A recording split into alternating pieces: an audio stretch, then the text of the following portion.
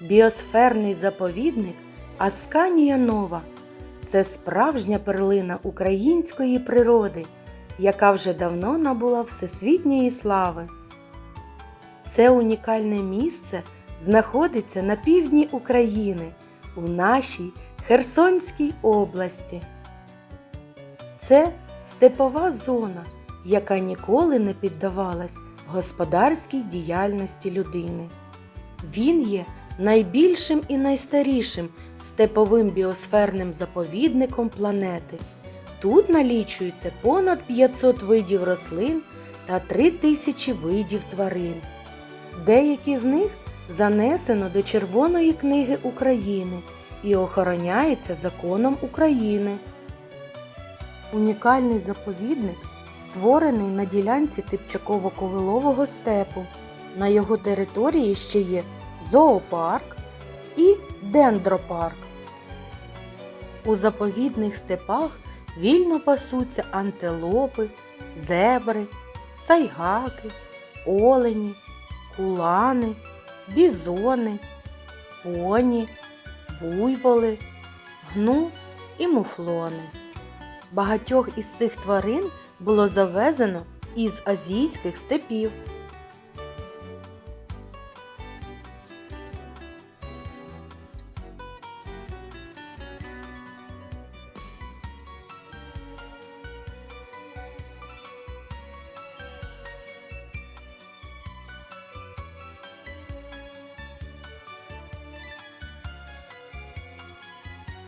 Дендропарк – це Асканійський зелений острів серед безкрайого степу.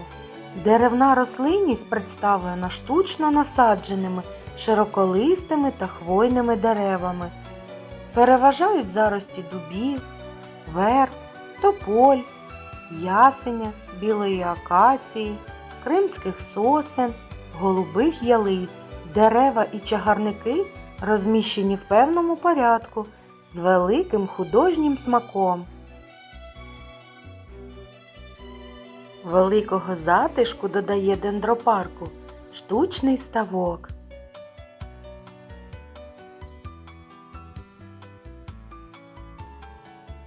А це зоопарк.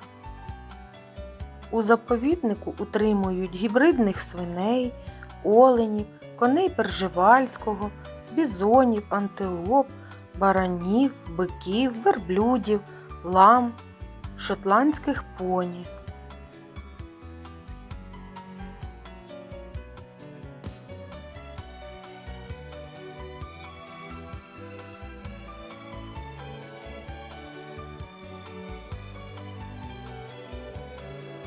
Особливе місце в заповіднику займає орнітопарк з різними видами птахів – лебедями, фазанами, качками, лелеками, страусами, південноамериканськими нанду і австралійськими ему. Отже, заповідник Асканія Нова – це одне із 7 природних чудес України. Це домівка диких тварин, які живуть тут в умовах, максимально наближених до дикої природи. Тут завжди неймовірно пахне квітучий степ, а дерева і кущі посеред степу, наче оаза серед пустелі.